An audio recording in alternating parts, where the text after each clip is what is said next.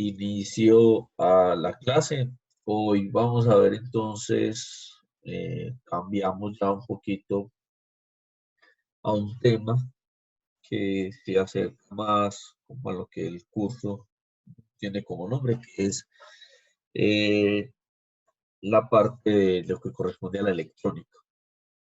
Entonces, para eso vamos a tener en cuenta, hasta el momento lo que hemos visto son los principios de lo que es la electricidad, funcionamiento eléctrico de los circuitos y su composición propiamente dicha. Listo. Entonces vamos a dar inicio a la clase, pues más o menos como cuando arrancamos a identificar esos elementos que hacían funcional la parte de la electrónica, la electricidad, perdón, pues la eléctrica. Entonces ustedes en el mercado básicamente pueden encontrar desde los ingenieros eléctricos y los electrónicos, ¿cierto? Si uno quisiera como hacer una segregación o diferenciación entre uno y el otro, digamos que más o menos en el mercado, porque hoy ya los ejercicios son disciplinares, o sea, hay profesiones que se apropian de los conocimientos de otras sin que así lo sea. Ejemplo, un ingeniero de sistemas puede saltar fácilmente al área financiera, puede saltar fácilmente a ejercicios de mecatrónica, de electrónica y viceversa.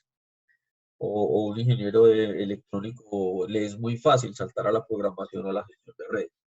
Eso hace parte pues de su espectro laboral. Entonces, la idea es eso. Ustedes ya tienen a la fecha unos conocimientos, hemos socializado una información eh, que les da las bases conceptuales para hablar como el área de la electricidad. Hoy vamos entonces a dar inicio a lo que corresponde a la electrónica. Los eléctricos se dedican más a los sistemas de generación de energía, transmisión, la administración de esa energía y con una variable adicional o más representativa que es la potencia eléctrica, o sea, las grandes cantidades de energía disponibles para hacer esas actividades o esos trabajos. Mientras que la electrónica se especializó, se enfatizó en lo que corresponde al área de a través de los circuitos operar o cumplir esas funciones.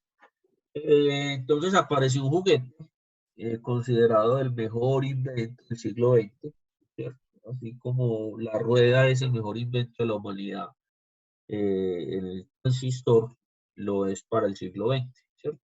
Cada generación o cada época de la humanidad tiene, digámoslo así, esos pequeños inventos que hacen que la humanidad cambie. Entonces, lo fue la imprenta en su momento, lo fue las máquinas de vapor, ¿ya? Entonces, ese tipo de sucesos generan generaciones, así se llama. Hoy ustedes hacen parte de esa cuarta revolución industrial demarcada básicamente por eso, por el mundo de las redes, por el mundo de la electrónica aplicada de manera funcional. Esa es como la gran diferencia. Entonces, para ello entonces vamos a hablar de este señor que se llaman los semiconductores. Básicamente, entonces vamos a ver la introducción, que son, pues, de alguna manera global. Vamos a ver también cómo se conforman los semiconductores, no son un material, a diferencia de los que vimos en las clases anteriores, los semiconductores no están de manera natural en el ambiente, o sea, se fabrican, se configuran en los laboratorios para poder usarlo para lo que queremos, ¿cierto? Entonces vamos a hablar de su clasificación, de cómo los podemos lograr, cómo se consolidan, cómo se construyen. Vamos a hablar entonces también de cuándo operan o vuelve y sigue jugando cuando hacen falta electrones o cuando sobran electrones, ¿cierto? Y funcionalmente, dentro de la materia como tal, a qué corresponde. Listo. Entonces, para eso vamos a hablar entonces de lo que siempre hemos dicho. La mayoría de los dispositivos de estado sólido que actualmente hay en el mercado se fabrican con un tipo de material conocidos como semiconductores. Esos son los dispositivos de estado sólido, que son los transistores, son los diodos, son los circuitos integrados, son dentro de esa familia de circuitos integrados, entonces entran los procesadores de cómputo, los microcontroladores, las memorias, los dispositivos de almacenamiento masivo como las USB. Entonces, de ahí entonces se empieza el estudio de las propiedades físicas de combinar materiales. Entonces, entre esas, las características nos permiten que el conductor o el aislante, dependiendo de lo que combinemos, nos permita condicionar el uso de ese dispositivo para obtener entonces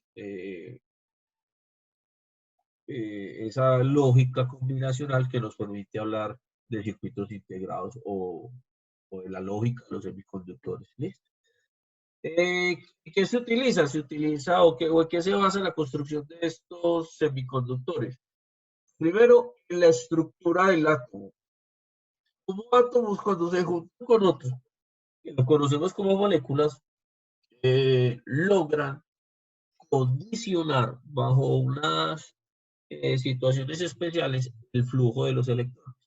Ya no es simplemente si hay o no hay resistencia, no es simplemente cuántos electrones disponibles hay para mover o cuántos huecos hay para que lleguen electrones, sino que estoy obligado a poner una condición permanente de voltaje o de ausencia de ese voltaje. ¿Ya? Entonces eso es lo que a través de la fuerza que yo pueda lograr con ese voltaje de esa estructura cristalina me va a decir cómo funciona ese semiconductor. ¿Listo? Entonces los materiales yo los puedo clasificar en la naturaleza, existen los aislantes o los conductores, pero de acuerdo a esa manipulación, de acuerdo a la cantidad de electrones que yo pueda manipular al interior de un átomo, lo puedo llevar a un estado neutro bajo unas condiciones especiales, ¿cierto? Me garantice que el electrón fluya, o sea, que ese material neutro se empiece a comportar como un conductor o viceversa, se comporte como aislante. Importante, los semiconductores son estado sólido, no aplican ni para la materia en estado gaseoso, ni aplican para la materia en estado líquido. ¿Por qué? Porque resulta y sucede que ellos están fundamentados en la estructura cristalina. Y para que las estructuras cristalinas existan, necesito que los enlaces sean muy cercanos y muy fuertes. ¿Ya? Entonces, de acuerdo a esa estructura que yo logre, puede que sea amorfo, cristalino o cristalino. ¿Listo? Entonces, ¿qué es amorfo? Pues que no tiene una estructura plenamente reconocida o alineada. ¿Ya? Perdón, muchachos. No esté plenamente reconocido. Un momento, por favor.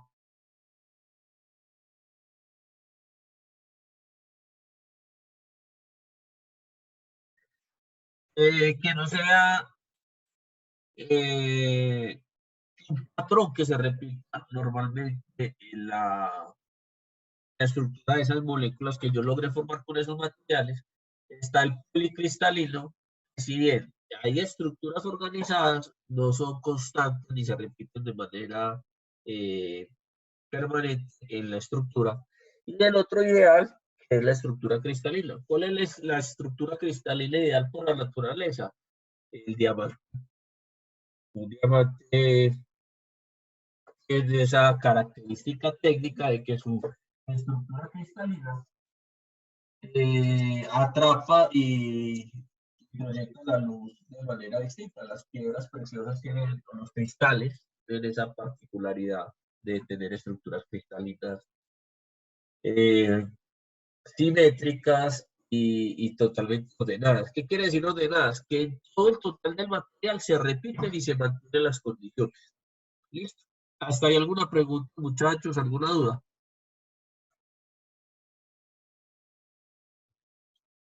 ¿Se durmieron o qué? Voy a asumir entonces que todo va bien. Listo. Pues aquí están pues las definiciones. Este documento yo se los dejo en interactiva, ¿cierto? Dependiendo del fragmento o de la parte del material que yo coja, entonces voy a tener las condiciones de uso o de funcionalidad. Entonces, ¿cuáles son las que importan para los semiconductores? ¿Cierto? Son las estructuras cristalinas. Todo lo que es un procesador de un computador, una memoria, eh, una unidad óptica, todos esos se apoyan en eso, en que tienen características que se repiten en todo el material. Y de acuerdo a eso, entonces, existen ciertos tipos de materiales, así, elementos en la naturaleza que tienen unas, digamos así, unas particularidades específicas en estructuras cristalinas y lo más importante, electrones o disponibles en su estructura atómica. ¿Cuáles son esos materiales entonces? Entonces tenemos el Cu, el cobre, ¿cierto? El Ag, la plata y el Al, el aluminio. La estructura cristalina o disposición atómica es tal que los electrones exteriores, electrones de valencia, ¿cuáles son los electrones de valencia? Los que hay en el último nivel del átomo. Decimos que si en el último nivel de un átomo hay 8 electrones, entonces decimos que esos son enlaces o se cumple la ley del octeto. Listo, ¿se acuerdan por allá en décimo o en 11 que les enseñaron eso tanto en física como en química? Entonces acá retomaremos ese principio funcional. ¿Listo? Entonces, ¿qué les permite que los materiales sean cristalinos? Una particularidad y es la alta capacidad de resistir temperaturas. ¿Ya? Entonces, al tener esa alta capacidad de resistir temperaturas, le da la oportunidad de que si influyen electrones alrededor de él, se pueda mantener estable eh, el funcionamiento de esa estructura y además se pueda disponer adecuadamente de la corriente eléctrica. ¿Listo? Entonces, básicamente, configuro la materia, esos átomos que se pueden organizar de manera cristalina, utilizo sus enlaces covalentes, o sea, su nivel de valencia, que es los últimos electrones que hay en la última nivel de energía, busco esos niveles de energía asociados a esos electrones libres que hay ahí, los pueda mover de manera intencional y de manera controlada, acorde a qué? Al manejo de la temperatura, al manejo de que si ese material sea un conductor o sea simplemente un aislante. ¿Listo? Entonces, acá aparecen los conceptos básicos de los materiales que generalmente en condiciones de temperatura ambiente tienen una ventaja. Es que su estabilidad, que cuando varía esa temperatura, cuando se incrementa o disminuye, ¿cierto? Tienen esa particularidad, son capaces de mantener esa estructura cristalina. Así como existen los semiconductores, existen los superconductores.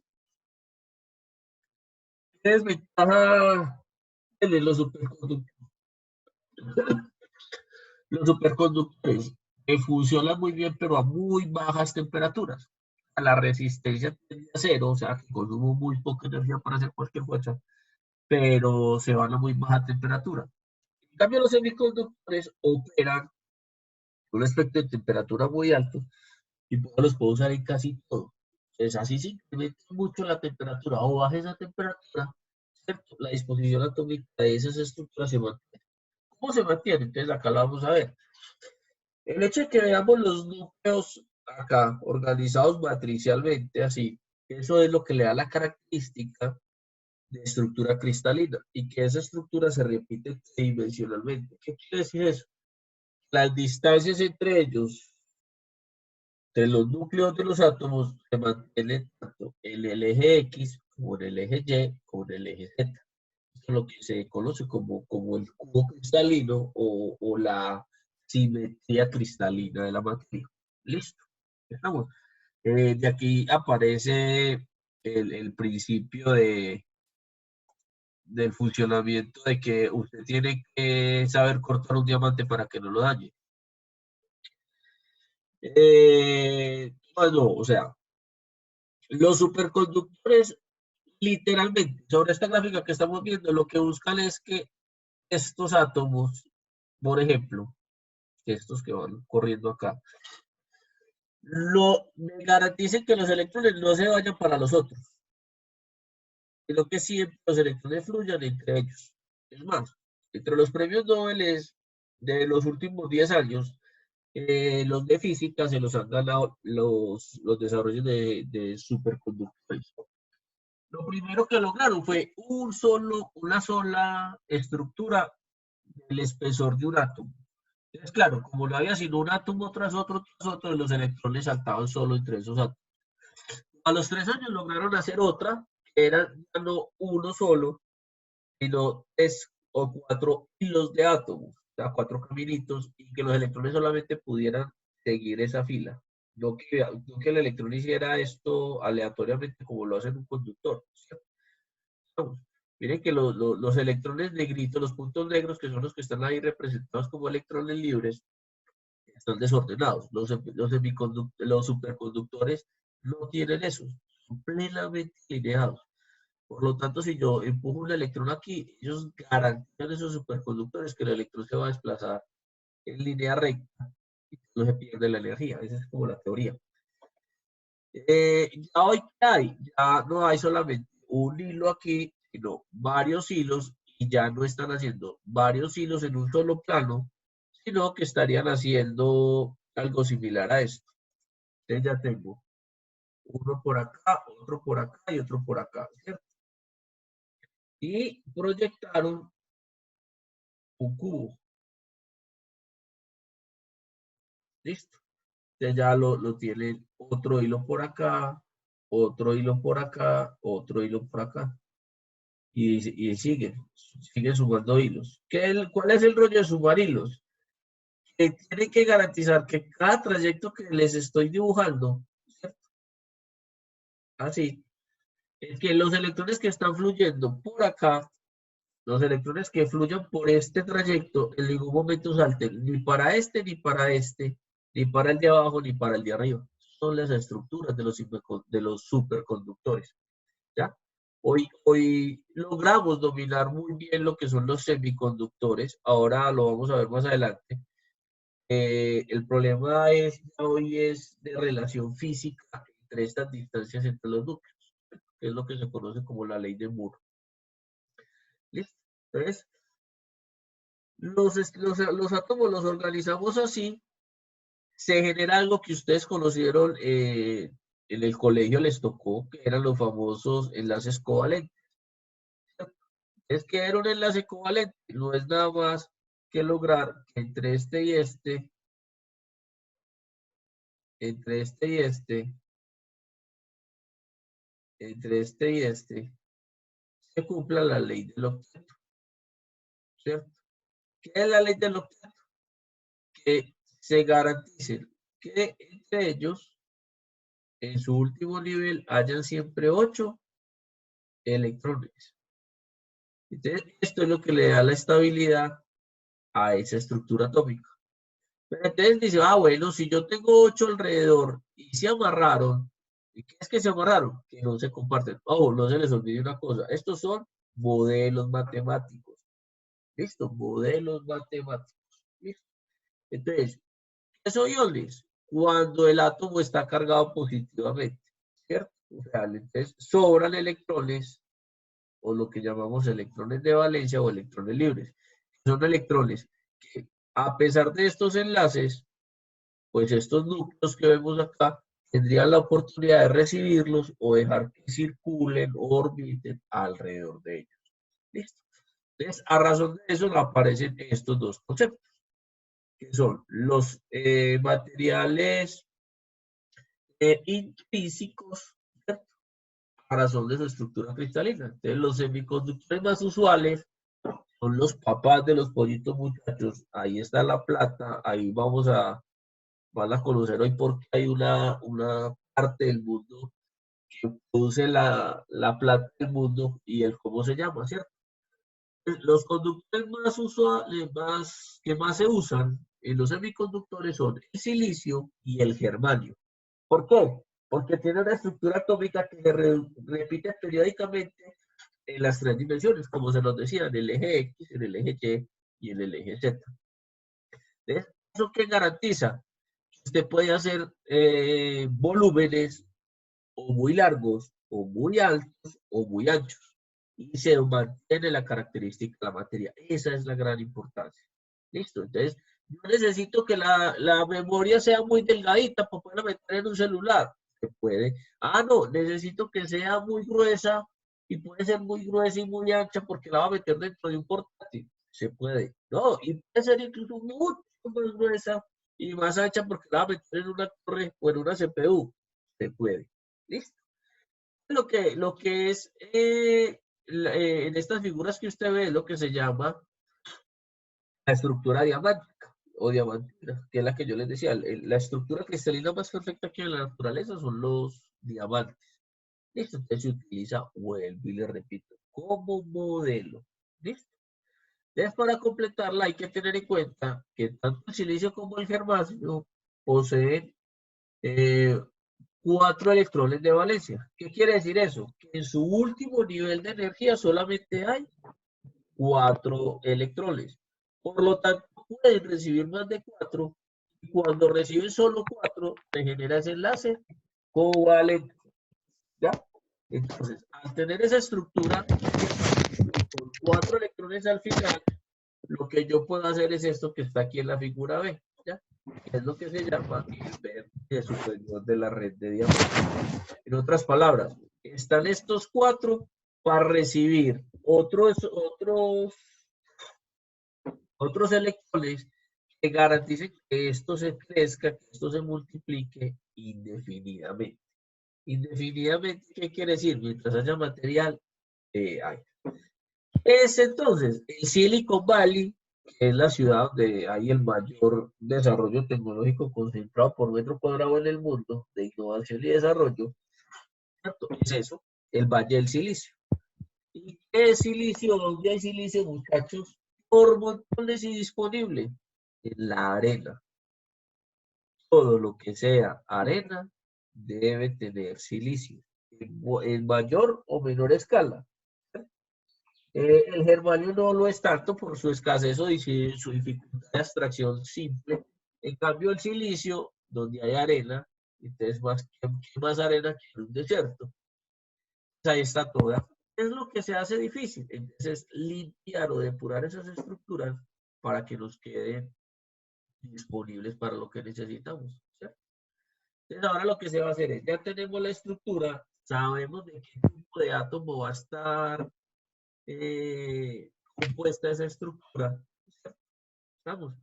Entonces ya sabemos que tengo 4 electrones listos al final, pero que esos no me reciben otros finales. Entonces, lo que yo logro es que cuando se junten dos átomos de silicio, cada uno de ellos aporte sus 4 electrones de valencia para cada uno del otro, voy a lograr formar un enlace covalente.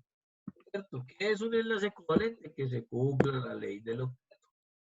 ¿Y qué es? Que en el último nivel de energía hayan solo 8 electrones de manera constante y permanente. Entonces, esto logra que yo pueda tener esa estructura estable y de manera pura. O sea, ¿qué es de manera pura? Es ni hace falta ni sobra. Entonces, ahí es donde aparece el concepto del semi. ¿Cierto? Es, o puedo conducir o puedo ser un aislante. ¿Listo? Estamos. Eh, Aparece entonces esta situación.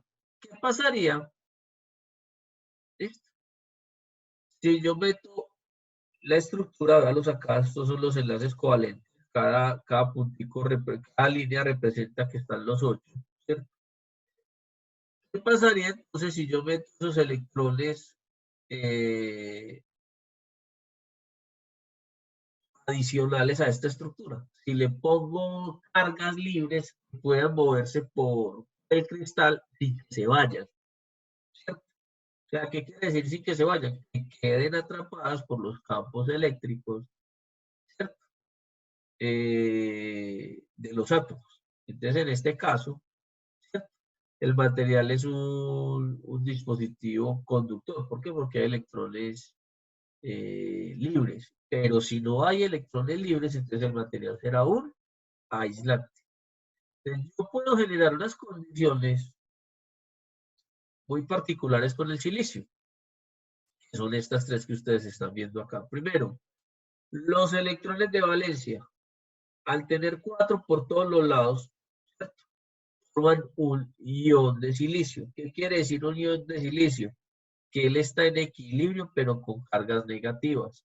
Y fuera de eso, se realizan los enlaces covalentes porque simétricamente, ¿cierto? Comparto 4 y comparto 4 para cumplir la ley del octeto.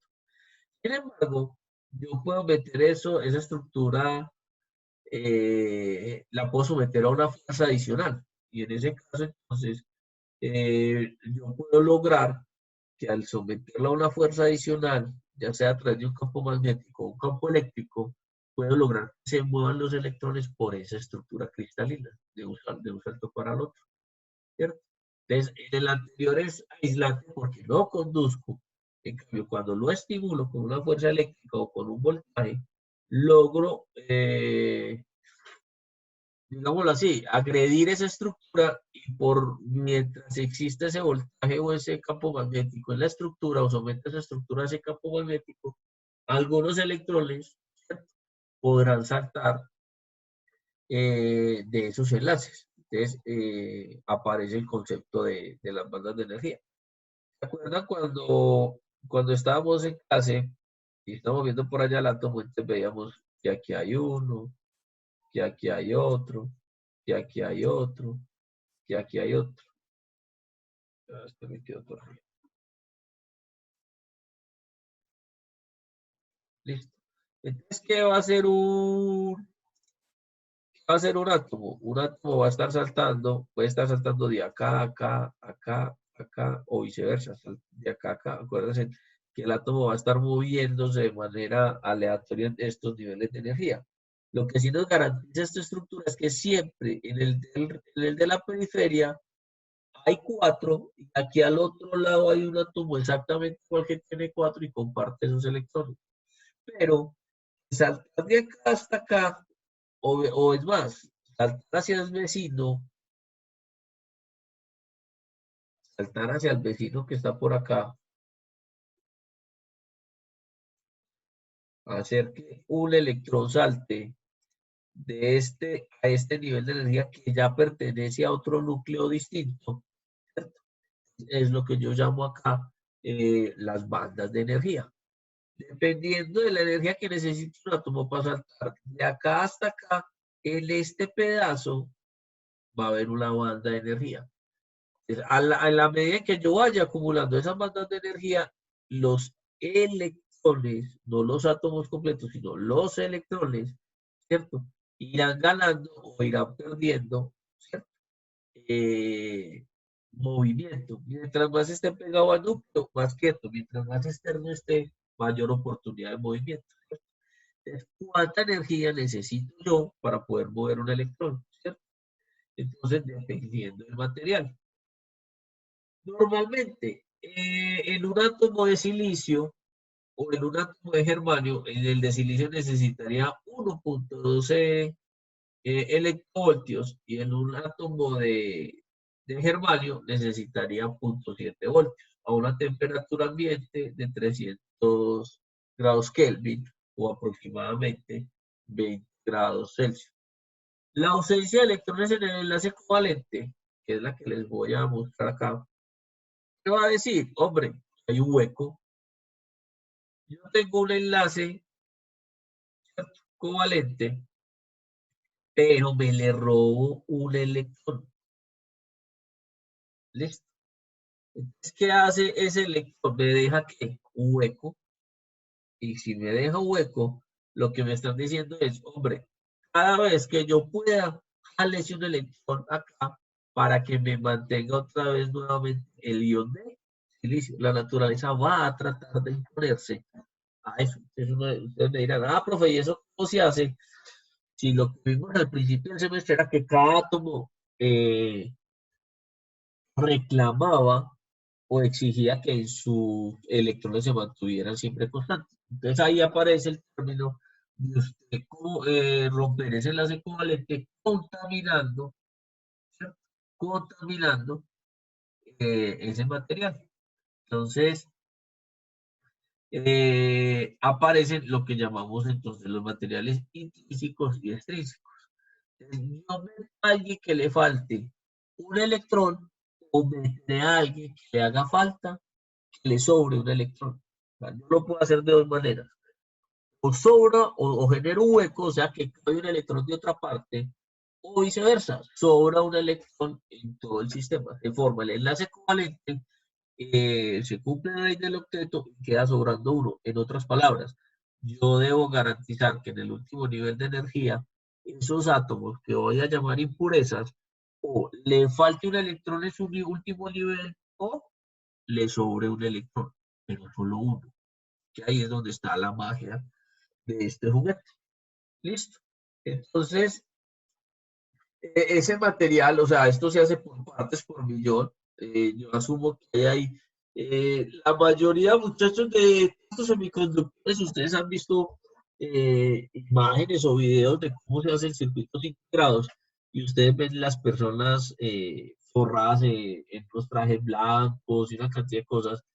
Porque miren, una sola partícula de impureza en una galleta de silicio de aproximadamente 60 centímetros de diámetro, una sola micra daña toda la galleta. Esa impureza no tenida en cuenta o adicional daña toda la producción. Miren, por lo tanto, en un semiconductor intrínseco, entendiendo como tal un semiconductor en que los átomos extraños se encuentra una proporción no mayor de un átomo por cada, miren, 10 a la 9 átomos de silicio. ¿Qué quiere decir eso? ¿Cuánto es 10 a la 9? Venga, ¿sí o no? O gigas, o teras. ¿Cuánto es 10 a la 9?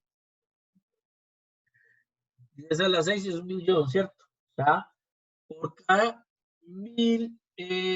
por cada 100 millones de átomos de silicio, meto uno de impureza. Si supera ese electrón solo, claro, no, ojo. Los 10 a la 9 átomos de silicio me garantizan una cantidad conocida de electrones. ¿Por qué? Porque ya sabemos que el silicio en su último nivel tiene los 4 electrones de valencia. Al pegarlos con otros átomos de silicio, entre ellos mismos forman los enlaces covalentes. Entonces, por cada 10 a la 9 átomos de silicio, o sea, 10 millones de átomos de silicio, voy a meter un átomo, uno solo, ¿cierto? Que le sobre o le falte un electrón. Y con eso romper el enlace covalente que cree ese electrón que está haciendo falta, o al contrario, ese electrón que está sobrando. ¿Listo? Entonces, miren esta relación, ¿cierto? N igual P, N igual I, ¿cierto? Entonces, concentración de electrones, o sea, número de electrones por volumen. Acuérdense que como el silicio tiene la característica que en sus tres dimensiones, X, Y o Z, y se mantiene la estructura, entonces yo hablo del volumen, ¿cierto? ¿Qué será P? Concentración de H, ¿cierto? O unidad de volumen, o número de electrones, o de huecos, por así decirlo, pues esa H lo vamos a llamar hueco, ¿cierto? Y LI será la concentración intrínseca, en otras palabras, de acuerdo al volumen de silicio que yo tenga, sé cuántos átomos tengo. De acuerdo a ese volumen, y sabiendo cuántos átomos tengo, establezco cuántos huecos le meto al sistema. Listo. Y entonces, apenas ya tenga esa relación, lo voy a llamar concentración intrínseca. En otras palabras, el número de portadores que hay en un semiconductor. Esto es más visto desde la materia, ¿cierto? ¿Cuál es el rollo, muchachos? Que no se hace en la nevera de la casa, pues eso en la cocina no se hace. Son altos laboratorios de alta tecnología que se encargan de eso. Por eso la producción electrónica, si bien es más barato, es muy barato es porque silicio hay en toda parte, depurarlo, limpiarlo y garantizar este nivel de contaminación es tan complejo. Entonces ahí es donde dice, Tomás me está preguntando que si siempre se cumple esa proporción, creo que no sé qué me estás preguntando, si es la proporción de 1 por cada 10 a las 9. ¿Cierto? Eso es lo que entiendo que me estás preguntando, Tomás. Ajá, sí, la norma es esa. ¿Cuál es el reto para los científicos? Tratar de lograr administrar mejor ese único átomo en esa cantidad de silicio. ¿Ya? Entonces, ¿cómo lo lograría? Tratar de meter la mayor cantidad de átomos de silicio en el menor volumen posible. Y aparece entonces lo que se llama la ley de Moore. ¿Qué es la ley de Moore? Le dicen a usted, vea, la distancia que hay entre un átomo y otro, esta distancia que yo tengo acá, de acá hasta acá, ¿cierto? No puede ser menor a 50 nanómetros. ¿Qué es nanómetros? 10 a la menos 9. Listo. Vamos. Ese es el porque aquí hay esta cifra que ustedes ven acá, el 10 a la 9 de los portadores. Este. Entonces, ¿qué dice la ley de Moore? Que usted acá, si usted tiene una distancia de acá hasta acá menor a 50 nanómetros, usted no puede garantizar que los electrones portadores que van por acá o que van por acá, ¿cierto? Garanticen esa relación de 10 a la 9 por 1.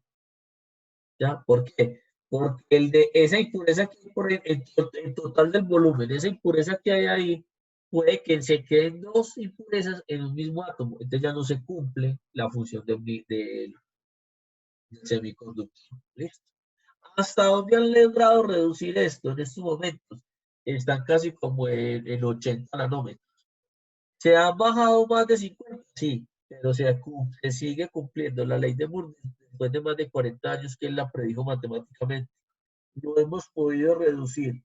¿Cuál sería el ideal? Miren, que un átomo quede aquí y el otro quede aquí. ¿Cierto? Y que esta distancia, muchachos, sea tan pequeñita, de aquí hasta acá, ¿cierto? Entre estos bordes, que el electrón gastaría, la fuerza que yo tendría que hacer para mover un electrón de este lado, esto sería casi mínimo. Y al ser casi mínima, entonces haría lo mismo con menos cantidad de energía. O sea que con menos voltaje. O sea que una batería de un celular, de un portátil, de un equipo de cómputo duraría muchísimo más tiempo. Eso es más o menos lo que quiere decir esto. Listo. ¿Hasta aquí alguna pregunta, alguna duda? Listo. Entonces aparecen los materiales. Vamos a ahondar un poquito más en el concepto de los materiales extrínsecos ¿cierto? Ahorita estamos hablando de los intrínsecos, o sea que ¿qué? Que les hacía falta, perdón, que estaban completicos y cuando los dopaba me podía dar eso. Entonces, los conductores intrínsecos presentan el mismo número de electrones, ¿cierto?, de conducción que da los huecos. O sea, ya es que no hay forma de acomodar para que me puedan recibir un electrón adicional, ¿ya? Entonces, para aumentar el número de portadores, o sea, yo pueda mover más cantidad de electrones, o sea, esa relación, ¿cierto? Entonces, se logra introducir de forma controlada una cantidad de impurezas, ¿ya? Más allá de un solo hueco, me garanticen más huecos, sin que afecte la composición de ese volumen. ¿Es más huecos o qué es más electrones libres? La oportunidad de mover o generar corriente con mayor disponibilidad para cumplir un trabajo. Entonces, básicamente existen dos tipos de materiales. ¿Listo? Semiconductores tipo N o con impurezas donadoras. ¿Cierto? Refleja la estructura de un cristal sin que resulte cuando yo tomo o yo coloco, ¿cierto?, un material con 5 electrones de valencia. O sea que ya no va a haber un hueco, sino que va a haber un electrón flotando en esa estructura. Vamos a buscarla por acá. ¿Listo? Mire, tengo la estructura de silicio, cada 4 se comparten, pero este tiene 5. Entonces, ¿qué pasa? Comparte sus 4, 1, 2, 3, 4. Este es un electrón, este es un electrón, este es un electrón, este es un electrón. Pero queda sobrando 1. Listo. Estamos. Entonces, ¿qué quiere decir eso? Que él tiene la disponibilidad, ¿ya?, que cuando haya una agitación o cuando haya un estímulo, ese electrón suelto que hay ahí, ¿cierto?, se mueva, ¿cierto?, se mueva sin que sea de manera exclusiva. ¿Qué es de manera exclusiva? Manteniendo el ion, manteniendo este ion, ¿ya? Es esta relación de los electrones de silicio. Entonces, si un semiconductor intrínseco se dopa con una impureza tipo N, no solamente aumenta el número de electrones, ¿cierto?, sino que el número de huecos disminuye por debajo del que tenía el semiconductor intrínseco, ya que el número de electrones presentes aumenta la velocidad de recombinación de los electrones y los huecos. En otras palabras, ¿qué nos están diciendo ahí? Se forma la estructura cristalina, ¿cierto? Yo no meto una única impureza, ni sino varias. ¿Por qué? Porque físicamente no existe la tecnología para meter un solo átomo, sino que existen volúmenes. O sea, en este volumen hay una cantidad de material de ese, ¿cierto? Y de ese volumen lo mezclo con el otro volumen y lo meto imaginariamente en una licuadora, ¿cierto? Yo no tengo la forma de garantizar ideal que todos los huecos me queden exactamente a una distancia. Entonces puede que queden unos huecos más juntos que otros. ¿Qué son los huecos o qué son los sueltos? Esta es la relación de la ley de acción de masas, ¿cierto? Esta se mantiene la de arriba. Entonces, ¿aumenta qué? ¿Ya? Aumenta estos relaciones. Entonces, aquí aparece esto. La ley tiene que carácter general. Lo que me preguntaba Tomás. En tanto materiales intrínsecos como extrínsecos, se debe cumplir esto. Mire, que se mantengan los enlaces covalentes, que se mantenga el ion de silicio y que la impureza donadora se mantenga en una relación separada, o sea, alrededor de los de silicio. Porque si yo pongo otra impureza acá, miren, ¿qué pasaría? Esto, me quedarían estos dos electrones sueltos, ¿ya? Entonces, la oportunidad de administrar este electrón suelto, que es lo que hacen los semiconductores, debería más forzada o más limitada. Listo. Semiconductores tipo P, es tipo N. Cuando le dije a usted, ese material es tipo N, ¿qué quiere decir? Que hay un electrón suelto. Aquí hay una carga negativa por ahí, soltando. Y el material tipo P es al contrario. Meto es a alguien que le falta un electrón en su nivel de valencia, o sea que haya un hueco, ¿cierto? Y que apenas pueda el sistema, mírenlo acá, me lo reemplace, jale o genere la fuerza suficiente para que jale un electrón y reemplace ese hueco. ¿Listo? ¿Cuáles son los donantes más corrientes para el silicio? Entonces se encuentra el fósforo, el arsénico, el antimonio, ¿cierto? Siendo el fósforo el más común. ¿Listo? Entre los aceptadores virtuales, o sea, los de arriba, estos, fósforo, arsénico y antimonio, le sobra un electrón en su último nivel. Y el boro, el galio, el litio y el aluminio, ¿cierto? Les falta un electrón en su último nivel. Entonces yo cojo esos volúmenes, ahora que preguntaba Tomás para esos volúmenes, yo cojo boro, que es el más común, más fácil de explotar, o cojo fósforo, y lo mezclo en esas estructuras de silicio, en esos volúmenes de silicio, después de haber limpiado esa arena y que sepa que lo único que hay ahí es silicio, y le meto esas partes por millón del material extraño, ya sea tipo P, que dijimos que es tipo P, que les falta un electrón en su último nivel, o sea que genera un hueco, y tipo L es que le sobra un electrón. Listo. Hasta aquí alguna pregunta, muchachos. Entonces, ¿dónde está el secreto o la magia de esto? Premio Nobel de Física de los años 51, 53 y 54. En esta formulita que ustedes ven ahí, la ecuación de neutralidad de la carga. Entonces, yo debo garantizar que el número de aceptadores negativos más el número disponible debe ser igual, ¿cierto? En otras palabras, el número, acuérdense que es N. N es electrones sueltos, es P, electrones faltantes. ¿Listo? Entonces yo debo garantizar el número de huecos o el número de electrones libres, ¿cierto? Debe ser equiparable con el número de aceptadores o el número de donadores. ¿Por qué? Porque cuando yo junto los materiales tipo P y tipo N, ellos se van a complementar. ¿Qué es complementar? Miren, que los que están disponibles ocupen los huecos de los que están haciendo falta.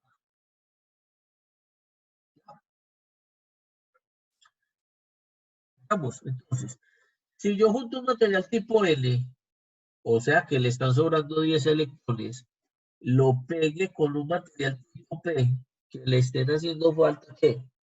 10 electrones. Cuando los peguen, estos de acá compensan estos de acá. Entonces, ¿cómo queda el material? Queda estable, queda tranquilo.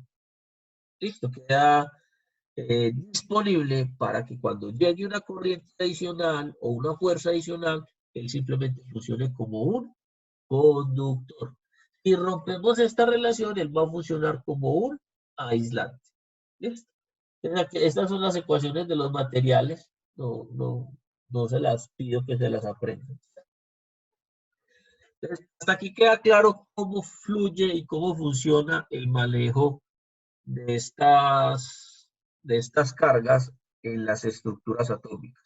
Recuerden que las estructuras son cristalinas.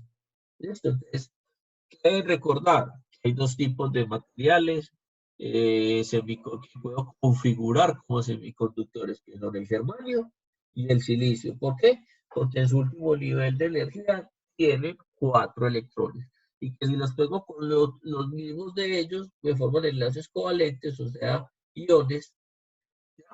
Y si por millón yo logro meter una impureza, puedo romper esos enlaces covalentes que cumplen con la ley del objeto al final y me garantice que falte uno o sobre un solo electrón y de acuerdo a la energía que yo le someta al sistema los podré manipular y mover.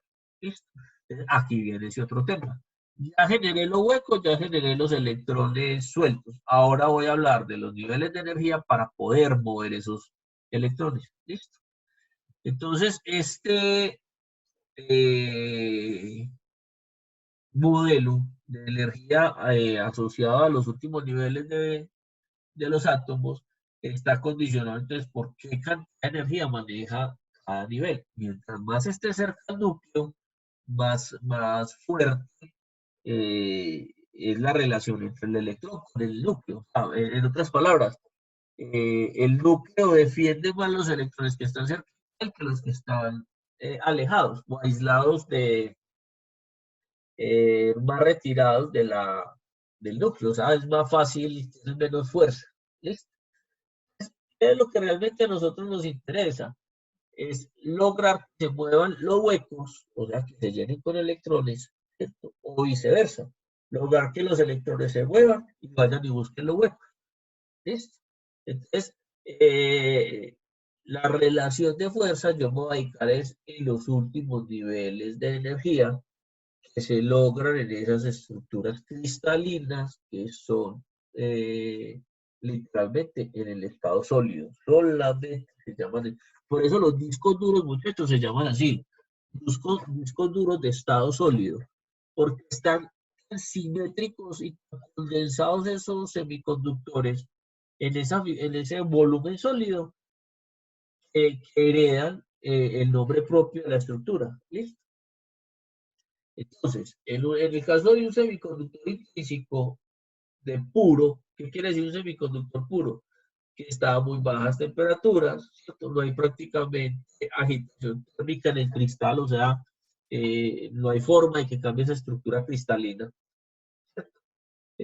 Cuando todos los electrones de valencia se encuentren ligados a sus enlaces covalentes correspondientes. O sea que los 4 átomos, electrones de un átomo se juntaron con los 4 del otro y dice, ya aquí nosotros no nos hace falta nada, todo está muy bien.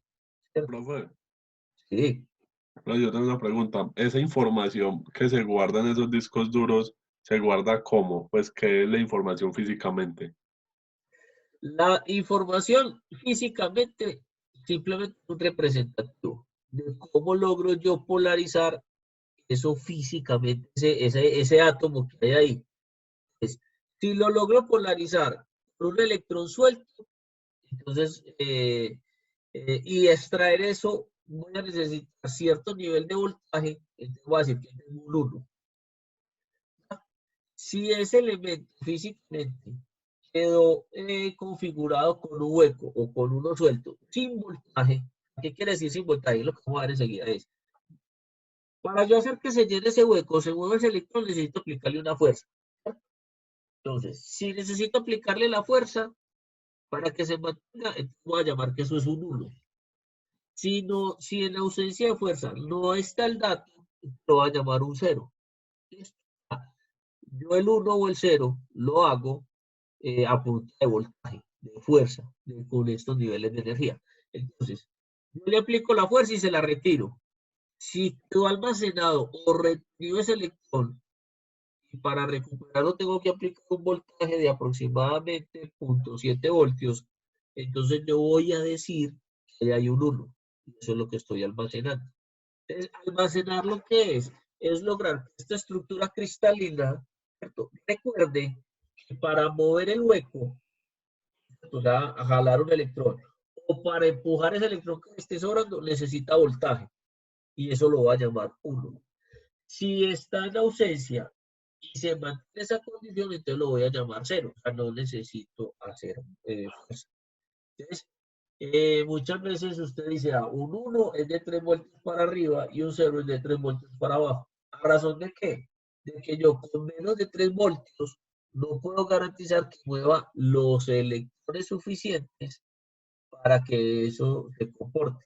Cuando yo hago cálculos, cuando yo hago cómputos en un computador a punta de ceros y unos y de voltajes de 0 a 3.7 voltios, literalmente lo que yo estoy haciendo es llenando estos huecos con electrones libres de otro lado o viceversa, trayendo electrones libres de otro lado para que en otro lado me generen los huecos. Listo. Ya más o menos da la respuesta. Sí, señor, muchas gracias. Ustedes mírenlo acá. Listo. Yo tengo los electrones de valencia, estoy estable, estoy tranquilo, sea hueco o sea electrón suelto. ¿Listo? Pero le aplico una mínima energía, esta, ¿cierto? Para que los electrones acá los force de acá a saltar acá, a la banda de conducción. ¿Listo? Entonces, esta es que la energía máxima que él es capaz de retener para que no se le vaya. Y esta es la energía mínima que yo le tengo que aplicar al sistema, ¿cierto? Para hacer un electrón salte de la banda de valencia a la banda de conducción. Entonces, ¿cuál es esa energía? O esta banda que hay ahí. Es la energía de conducción menos la energía de valencia. ¿Qué es lo que dice la ley de Moore? Que si usted pega mucho los átomos, entonces la energía solita de esos átomos hace que esto se mueva y se cumpla esa conducción. Entonces, la ley de Moore es básicamente eso, muchachos. Los átomos me queden tan juntos que yo no sea capaz de controlar la energía mínima para que no se mueva. Cuando yo polarizo un dispositivo semiconductor, lo que le estoy diciendo es, vea, no sé usted cómo funciona, sé cuánto voy a hacer mover.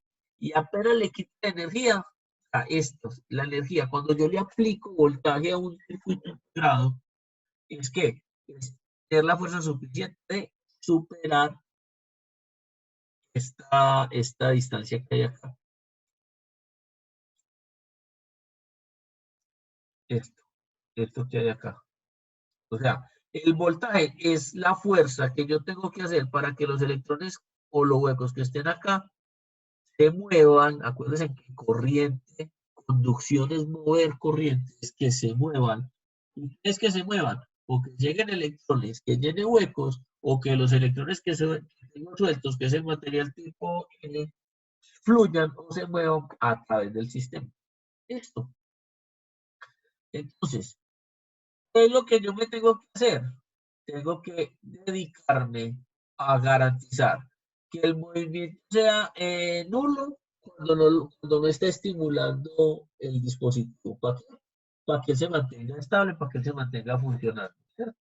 Y fuera de eso, que cuando yo quiera mover efectivamente un electrón y un hueco, yo tenga el control de eso.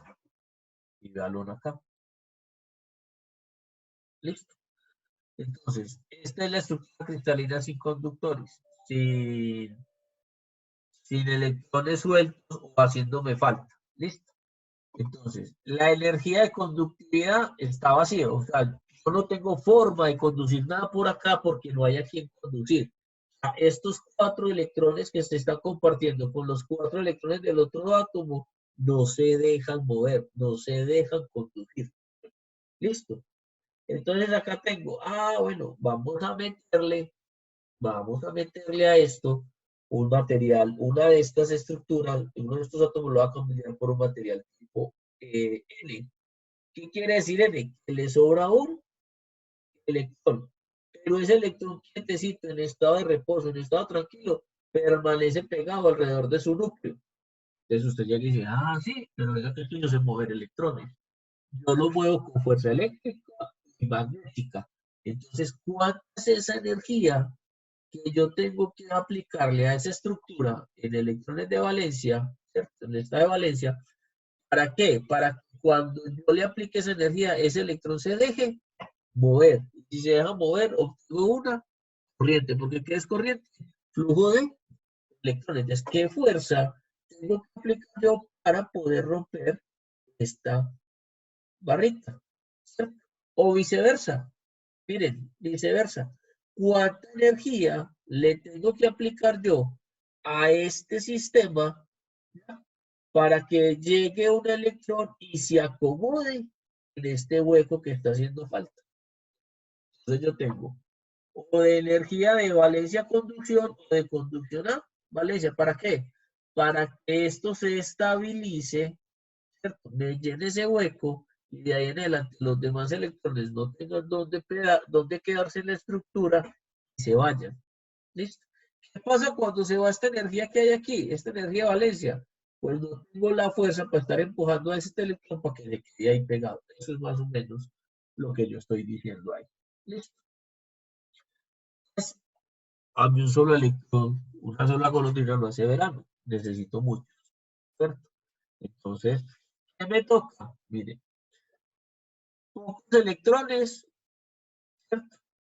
Este es el nivel de energía de valencia, el nivel de energía de conducción, ¿cierto? Entonces, si yo tengo aproximadamente 8 voltios en una combinación de silicio y oxígeno, ¿cierto? O 5 voltios en un diamante. O sea, si yo le aplico una fuerza eléctrica de 5 voltios a una estructura cristalina tipo diamante, ¿cierto? No puede que no logre mover nada.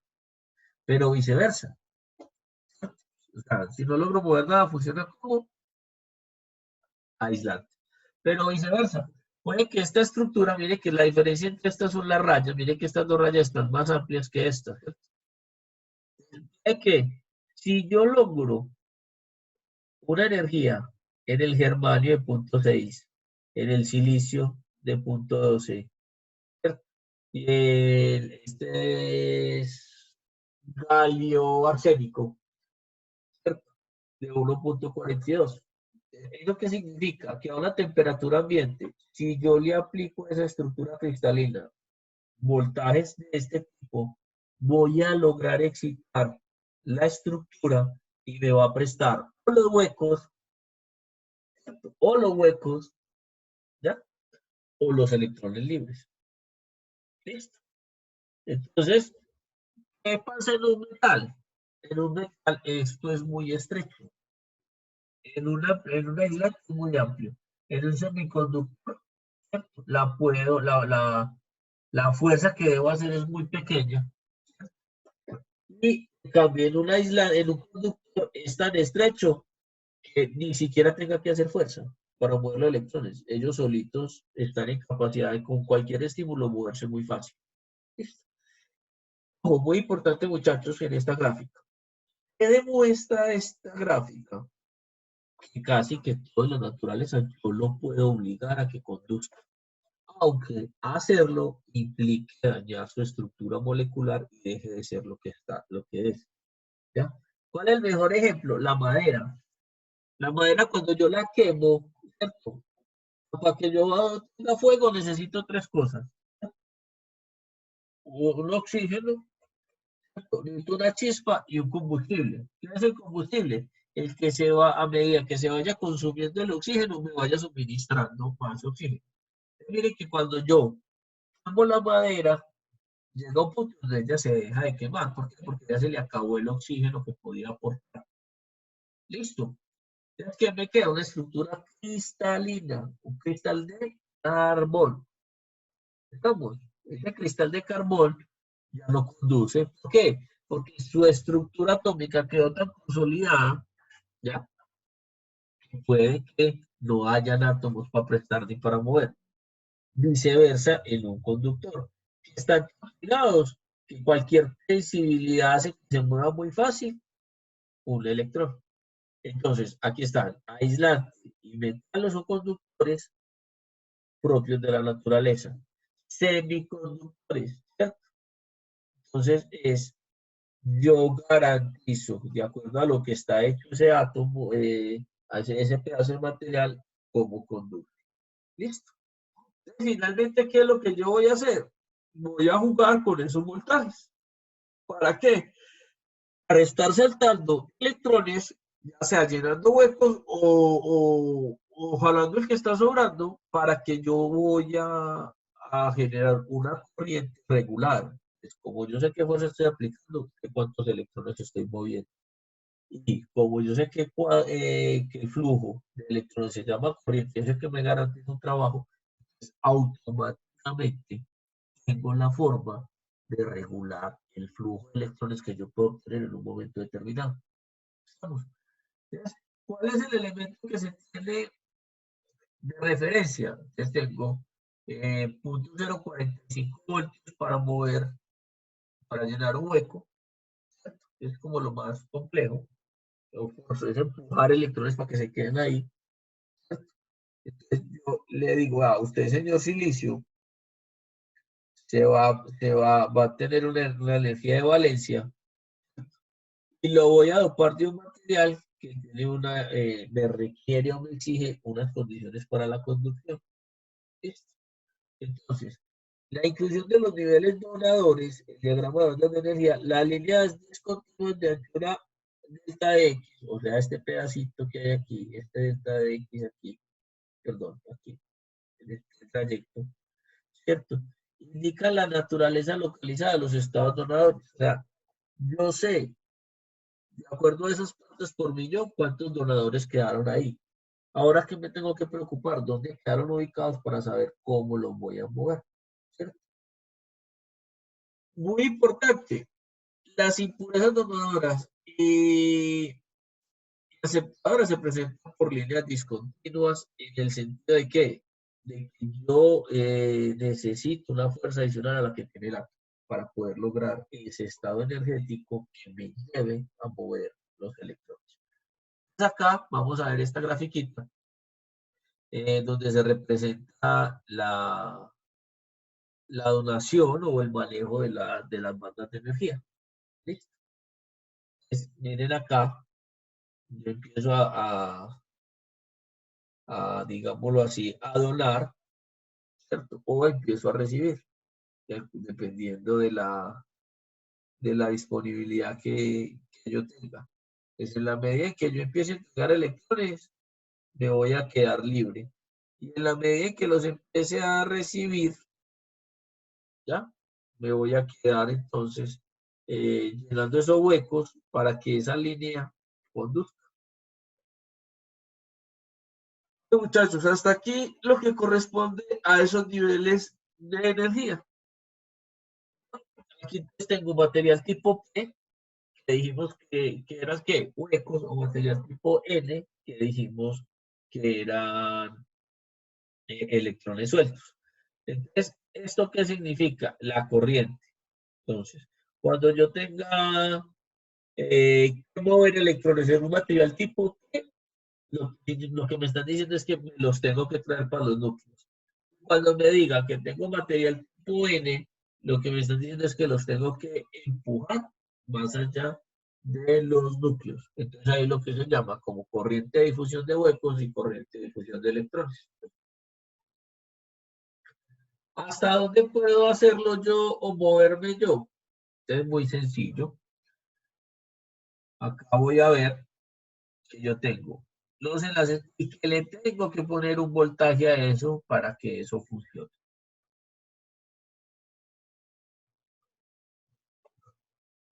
Entonces acá, el material sin impurezas, el material con impurezas, o sea que aquí se rompe el enlace covalente, ¿cierto? ¿Y ya qué voy a hacer? Voy a juntar materiales tipo N y tipo P. ¿Listo? Vamos entonces a dejar hasta aquí. Y el próximo martes, entonces vamos a empezar a ver qué es la unión tipo N, PN o NP, orden, ¿cierto? Cómo se configuran, cómo los pongo a funcionar con esa energía que decimos que le tengo que colocar. ¿Qué pasa si le coloco la energía de manera contraria? ¿Cierto? ¿Listo? ¿Y cuáles son esos dispositivos que yo voy a utilizar para poder construir sistemas? Que son el diodo rectificador, ¿cierto? El diodo de media onda y el puente de diodos. Esos son sus laboratorios 4, 5 y 6. El laboratorio 4 es hacer un corrector de media onda, o sea, este. ¿Cierto? Aquí ya aparece, pues esto es lo que ustedes tienen en su guía de laboratorio. Un laboratorio de onda completa, ¿cierto? Y lo vamos a ver el otro que es el de puente de diodos. ¿Listo? ¿Estamos? Entonces, muchachos, muchas gracias por su asistencia. Si tienen alguna pregunta, eh, con mucho gusto. Sí, muchachos, la idea es que estoy tratando de cargar los contenidos en YouTube. Que se generan, todas las clases están quedando grabadas. Voy a mirar bien cómo logro generar ese repositorio y direccionarles los links. Porque la idea es que la clase pues la, la puedan disponer ustedes de ella para poder ver los contenidos o los que de pronto por alguna necesidad no fueron, no les fue posible conectarse. Tengo ese reto ayer, desde el martes a hoy, no he podido lograr sino montar 2 contenidos y cuando iba a montar uno de los contenidos, YouTube sacó por allá una alerta, porque como ahí hay presentaciones, entonces me están requiriendo la fuente de la presentación o el copyright de derechos de autor por ser el creador de la presentación. Eso me salió. Entonces estoy resolviendo eso. Pero aspiraría yo que de aquí a la próxima semana ya están todos disponibles. Listo. Entonces, estos 3 laboratorios, muchachos, serán los que vamos a trabajar durante la próxima, las 2 semanas, las 3 primeras semanas del mes de abril. El último laboratorio será el de montar un transistor completico. Ese transistor completo lo estaremos polarizando, lo calibrarán y de acuerdo a eso ustedes van a trabajar el laboratorio 3, 4, 5, 6 que salen en un solo momento. El montaje lo vamos a hacer en Cocodrile. Lo vamos a simular y lo van a calcular. O sea, ustedes van a hacer los cálculos y de acuerdo a esos cálculos montan el diagrama en el cocodrilo y ahí verán si el esquema les funciona y que les haga falta. ¿Listo? Muchachos, entonces, muchas gracias por la asistencia nuevamente. Quedamos atentos. Un feliz fin de semana para todos. ¿Listo? Profe, una pregunta. Sí. Entonces, ¿hasta cuándo hay plazo para entregar la primera parte del laboratorio? Pero hasta mañana tienen peso para entregarme el laboratorio 2. Ujú. ¿Cierto? El de la simplificación. De mañana en 8, el laboratorio 3, que es el de voltajes y mallas. Sí, Y ya la otra semana, ya veamos este tema, yo les entrego